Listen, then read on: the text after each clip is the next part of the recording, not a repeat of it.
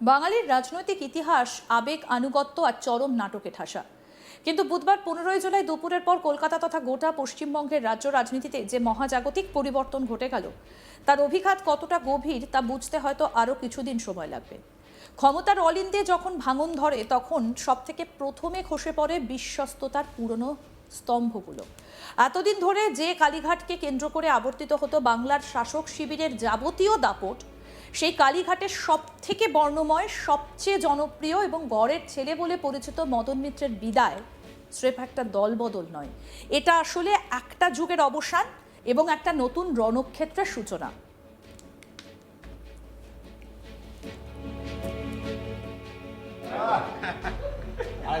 ও lovely, একদম lovely lovely Lovely, lovely. ও lovely lovely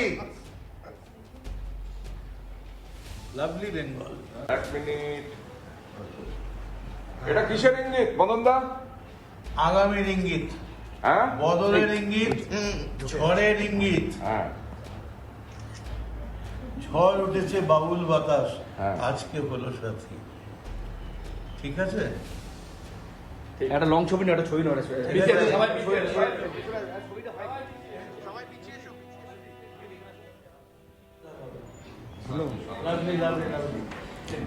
ভবানীপুরের বাড়ি থেকে নিজে গাড়ি চালিয়ে মদন যখন বিধানসভার গেট দিয়ে ভেতরে ঢুকলেন, তখনই চাণক্যরা আন্দাজ করেছিলেন যে আজ বড় কিছু ঘটতে চলেছে।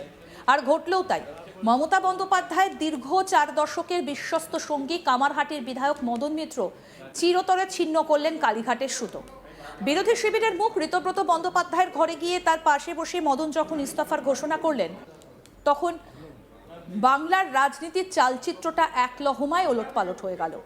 এই নাটকীয় পরিবর্তনের গভীর বিশ্লেষণ করতে গেলে আমাদের একটু পেছনের ইতিহাসটা ঘেঁটে দেখতে হবে। একদা যে তৃণমূল কংগ্রেস ছিল একচেটিয়া ক্ষমতার উৎস, আজ তা স্পষ্টতই দুটো সমান্তরাল ভাগে বিভক্ত হয়ে গেছে। একদিকে রয়েছে পুরনো আবেগ আর আনুগত্যের প্রতীক কালীঘাট তৃণমূল, আর অন্যদিকে রয়েছে এক নতুন রাজনৈতিক শক্তি যার অন্যতম প্রধান মুখ ঋতব্রত ব্যানার্জি। মদন মিত্র নিজেই প্রকাশ্যে স্বীকার করে নিয়েছেন যে সর্বভারতীয় তৃণমূল কংগ্রেস আজ আক্ষরিক অর্থেই দুটো টুকরো হয়ে গেছে। এই বিভাজন কিন্তু একদিনে তৈরি হয়নি। দীর্ঘদিন ধরে তিল তিল করে জমে থাকা ক্ষোভ, নব্য এবং আদিদের অন্তহীন লড়াই এবং দলের ভেতরের একনায়কতন্ত্রের যে বাতাবরণ তৈরি হয়েছিল, তারই চূড়ান্ত বহিঃপ্রকাশ ঘটল মদনের এই ইস্তফায়। একের পর এক বিশ্বস্ত সৈনিক যখন দল ছেড়েছিলেন, তা সে ফিরহাদ হাকিম হোক, অরূপ বিশ্বাস, জাভেদ খান কিংবা চন্দ্রিমা ভট্টাচার্য, তখনও মদন মিত্র কামারহাটির মাটি কামড়ে নেত্রীর পাশেই দাঁড়িয়েছিলেন। কিন্তু শেষ পর্যন্ত শেষ দুর্গটাও ভেঙে পড়ল। মদনের মতো নেতার এভাবে ঘর ছাড়া আসলে প্রমাণ করে যে কালীঘাটে সাজানো সংসারে আজ আর পুরনো কর্মীদের কোনো জায়গা নেই। সেখানে এখন শুধুই এক কর্পোরেট সংস্কৃতির দাপট। মদন মিত্রের এই দলবদল এবং নতুন শিবিরে যোগ দেবার মুহূর্তটা ছিল আক্ষরিক অর্থেই এক চরম মেলোড্রামাটিক দৃশ্য। বিধানসভায় গিয়ে যখন ঋতব্রত বন্দ্যোপাধ্যায় এবং এন্টালির বিধায়ক সন্দীপন সাহার ঘরে বসলেন, তখন তার শরীরী ভাষায় ক্ষোভের চেয়েও বেশি ছিল এক অদ্ভুত শূন্যতা এবং বিষাদ। সাংবাদিকদের মুখোমুখি হয়ে মদন নিজের মনের এই দোলাচলকে তুলে ধরলেন কবিতার ছন্দে। তিনি সুকান্তর কবিতার সুর টেনে বললেন, জীবন মরণ সাঁকোর সামনে বয়স এখন দাঁড়িয়ে, এখন তোমায় বুঝতে হবে কি হবে আর কি হবে না, কোন সাঁকোটা পারাপারের, কোন সাঁকোটা পার হবে না, জীবনের এই সন্ধিক্ষণে এসে আমি দাঁড়িয়েছি। এই কবিতার পর তিনি যে সিদ্ধান্তের কথা ঘোষণা করলেন, তা কালীঘাটের তাসের ঘরটাকে কাঁপিয়ে দেবার জন্য যথেষ্ট ছিল। মমতা বন্দ্যোপাধ্যায়ের তৃণমূল কংগ্রেসের ন্যাশনাল কমিটির চিফ হুইপ, ওয়ার্কিং কমিটির সদস্য, পার্টির জেনারেল সেক্রেটারি সহ সমস্ত রকম সাংগঠনিক পদ থেকে এক লহমায় ইস্তফা দিয়ে দিলেন। তবে ইস্তফা দিলেও তিনি নিজের রাজনৈতিক সত্তাকে বিসর্জন দিতে রাজি নন। তাই বেশ চতুরতার সঙ্গেই বললেন, তৃণমূলে ছিলাম, তৃণমূলেই রইলাম, শুধু এই ঘর থেকে ওই ঘরে গেলাম।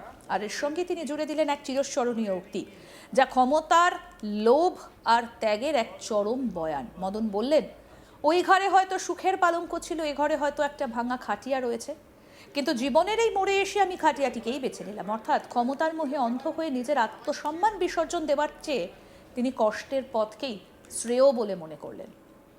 কি বললেন বিধায়ক মদন মিত্র, আসুন শোনাই আপনাদের। এখনো অবধি ভারতবর্ষের যে রাজনৈতিক দলগুলোর যে চিন্তাধারা বা মানচিত্র বা সিইও, সবকটাতেই কিন্তু ওই এআইটিসি লেখা আছে। All India Trinamool Congress. আপনি কোনটায় থাকবেন? তার মধ্যে আবার দুটো ভাগ হয়েছে। আমি মমতা বন্দ্যোপাধ্যায়ের তাকে সম্মান জানিয়ে, তাকে ধন্যবাদ জানিয়ে, এবং দীর্ঘদিন তিনি আমাদের পাশে থেকেছেন, আমরাও চেষ্টা করেছি কম বেশি করার। আজ এই মুহূর্ত থেকে মমতা বন্দ্যোপাধ্যায় তৃণমূল কংগ্রেসের national committee, chief whip, working committee, party general secretary থেকে শুরু করে সমস্ত রকম পদ থেকে আমি ইস্তফা দিলাম। আমাকে আজ থেকে, আমি তৃণমূলে ছিলাম, তৃণমূলেই রইলাম, শুধু আমি এই ঘর থেকে ওই ঘরে গেলাম। ওই ঘরে হয়তো পালঙ্ক ছিল, এই ঘরে হয়তো একটা খাটিয়া রয়েছে, কিন্তু আমি খাটিয়ার দিকটাই বেছে নিলাম। সেটা আমি কি করে বলবো বলুন তো? মমতা বন্দ্যোপাধ্যায় রয়েছেন, আর আমি সব থেকে বড় ধন্যবাদ দেব ঋতব্রত বন্দ্যোপাধ্যায়কে এবং বিরোধী দলকে। এরা প্রত্যেকবারই যে যখনই কথা বলেন, এরা বলেন মমতা বন্দ্যোপাধ্যায় আমাদের মাথার উপরে রয়েছেন, তার নামেই সব, তার নামেই সব। আর তৃণমূলের মুখই তো মমতা। অভিষেক বন্দ্যোপাধ্যায় অভিষেক আর যাই হোক তৃণমূলের মুখ নয়। কিন্তু এই গোটা নাটকের সব থেকে হার্ড হিটিং এবং ঝাঁঝালো অধ্যায়টা হলো অভিষেক ব্যানার্জির বিরুদ্ধে মদন মিত্রের সরাসরি যুদ্ধ ঘোষণা। মমতা ব্যানার্জির প্রতি অন্তহীন শ্রদ্ধা এবং বারবার ক্ষমা চেয়ে নেবার পাশাপাশি মদন আজ কিন্তু দল ভাঙার এবং এই চরম রাজনৈতিক বিপর্যয়ের জন্য সরাসরি কাঠগড়ায় দাঁড় করিয়েছেন দলের বর্তমান সেনাপতি অভিষেক ব্যানার্জিকে। নাম না করে অভিষেকের নেতৃত্ব এবং তার একতরফা সিদ্ধান্ত নেবার অহংকারী মানসিকতাকে যেভাবে মদন মিত্র আক্রমণ করেছেন, তা এর আগে বাংলার রাজনীতিতে খুব একটা দেখা যায়নি। মদনের মুখের সেই বাক্যগুলো ছিল তীরের মতো ধারালো। একটা মানুষের জন্য একটা জাতিকে কেউ বিসর্জন দিতে পারে না।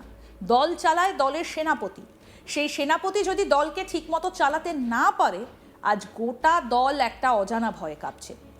চলুন তো দেখি, আমি একা ধর্মতলা দিয়ে হাঁটছি, কে এসে আমার গায়ে ডিম মারে। এই একটা মন্তব্যের মাধ্যমে মদন মিত্র আসলে দুটো বড় ক্ষতকে খুঁচিয়ে দিলেন। প্রথমত, তিনি স্পষ্ট করে দিলেন যে অভিষেক ব্যানার্জি কর্পোরেট স্টাইলের রাজনৈতিক পরিচালনা পুরনো দিনের মাটির মানুষদের পক্ষে মেনে নেওয়া সম্ভব হচ্ছে না। দলের তথাকথিত সেনাপতি আজ কর্মীদের ভরসা জোগাতে ব্যর্থ, উল্টে দলের ভেতরে তৈরি হয়েছে এক চরম ভয়ের রাজত্ব, যেখানে কারো মুখ খোলার স্বাধীনতা নেই। দ্বিতীয়ত, তার ওই ডিম মারার খোঁচাটা সরাসরি আঘাত করেছে অভিষেকের সেই সাম্প্রতিক আইনি আবেদনকে, যেখানে অভিষেক আদালত চত্বরে হাজিরা দেবার সময় নিজের গায়ে ডিম পড়ার বা হেনস্থা হবার আশঙ্কায় কড়া পুলিশি নিরাপত্তার আর্জি জানিয়েছিলেন। মদন এখানে বুঝিয়ে দিলেন যে সত্যিকারের জননেতারা মানুষের ডিম বা ক্ষোভকে ভয় পান না, তারা মাথা উঁচু করে বুক চিতিয়ে রাজপথে হাঁটতে পারেন। এই বৈপরীত্যই প্রমাণ করে দেয় যে তৃণমূলের আদি জামানার নেতারাই নব্য জামানার তথাকথিত হাইটেক ও সুরক্ষিত নেতাদের কতটা অপছন্দ করে। কি বললেন বিরোধী দলনেতা ঋতব্রত ব্যানার্জি, আসুন শোনাই। এই টিমের বিষয় নয়, আমরা বারবার যেটা বলেছি যে আমাদের লড়াইটাই হচ্ছে ইন্ডিভিজুয়াল কাল্টের বিরুদ্ধে। আমাদের এখানে আপনারা শুরুর দিন থেকে জানেন, আমরা বারবার বলেছি গোটা লড়াইটাই আধিপত্যবাদ, সেই আধিপত্যবাদ কায়েম করবার চেষ্টা, তার বিরুদ্ধে একটা কালেকটিভের লড়াই। আমরা একটা কালেকটিভ, সেটাই আমাদের পরিচয়।